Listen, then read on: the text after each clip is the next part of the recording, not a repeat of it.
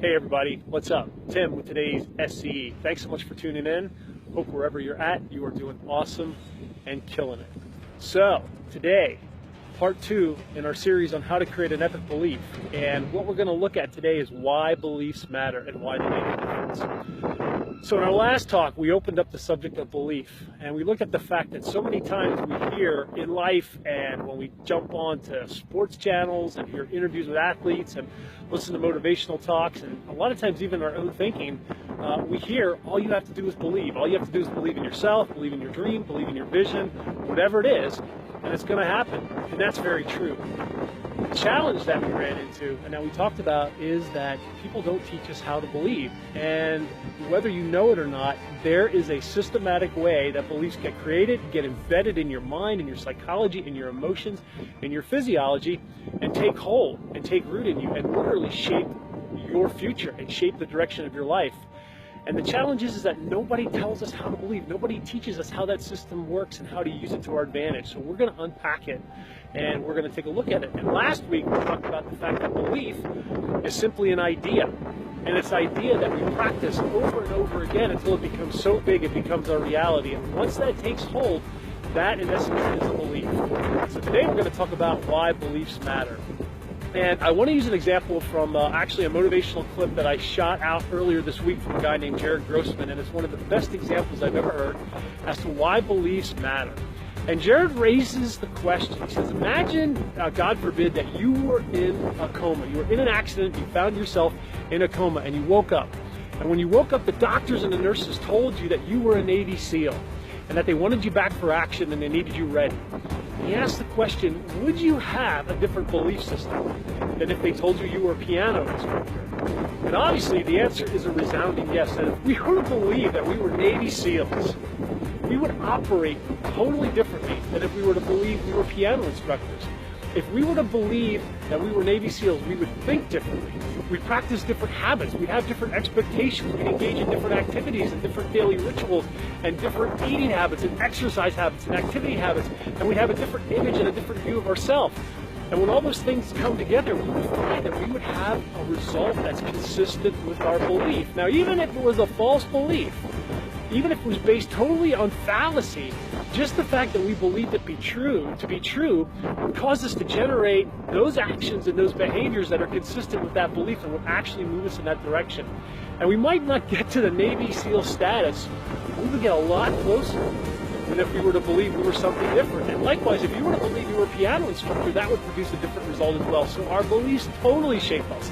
They totally set our life up. They totally matter. You know, think about back to 1490. Everyone believed that the earth was flat. And as a result, they practiced a very specific set of daily behaviors. They didn't go beyond the horizon. They were fearful when they went out too far. They didn't think that you could go out beyond that horizon or you would fall off the face of the earth. And those beliefs dictated their reality. It controlled them. And it wasn't until Christopher Columbus came along and he sailed out and he discovered the New World, America, United States, obviously, that people realized that that belief was wrong.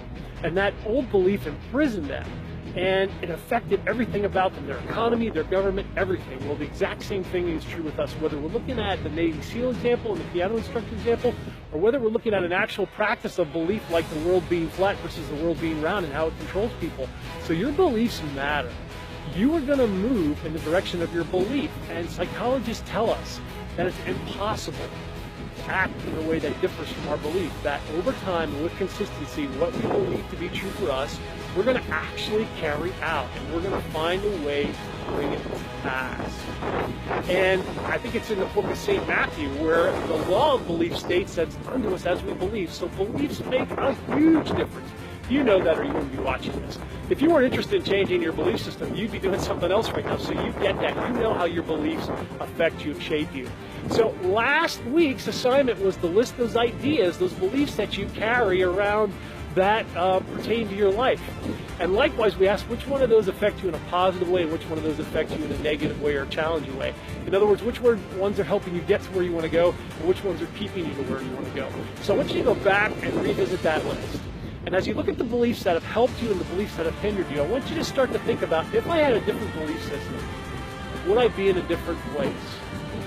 if I believe differently about myself, like the Navy SEAL example, right? If I woke up tomorrow and I started to believe that I was a baseball superstar, or a famous actress, or a famous rock star, or a millionaire, or a great teacher, or a great parent, or whatever the case may be, if I were to believe that, how is that going to change the direction of my life? Because that question is where the goal lies. Because once you figure out that the answer to that is it will change you, and once you figure out that it's all been based on this idea that you've been a person, you realize the importance of really taking a look at your beliefs and getting rid of the ones that haven't served you and enhancing the ones that have served you. So look at that list of beliefs that have served you and think about, if I were to believe differently, where would that take me? And then the next step is you start to ask yourself, where do I want to go and what do I need to believe to get there? And that's what we're going to look at next week. Next week we're going to say, hey, where do you want to go and how do I get there? And in particular, we're going to look at how beliefs are formed and how they're formed over time, and then how that empowers us to not only to be able to enhance them, but also to be able to remove ones that hurt us and actually build a new belief system a new set of beliefs that are going to empower you, and that through practice and persistence, you can actually reshape your beliefs.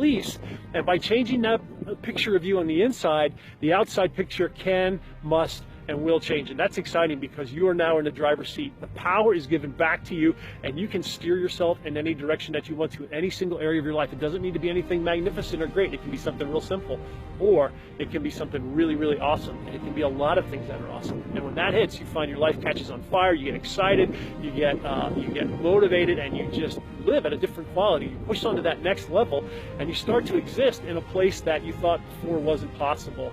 And then it starts to affect everybody around you, which is really cool. So for this week, I want you to think about, right, what beliefs did you have listed? What ideas have been affecting you? Which ones were positive? Which ones were negative? And if you had a different set of beliefs, what would your life look like? And then start to think about, okay, if I start to think about what my ideal or dream life would look like, what new beliefs do I need to have in place and be practicing to get me there? And next week, we're going to take a look at that. So hope you found this helpful. This is Tim from the LB wishing you an awesome day, an awesome weekend, and I'll talk to you soon.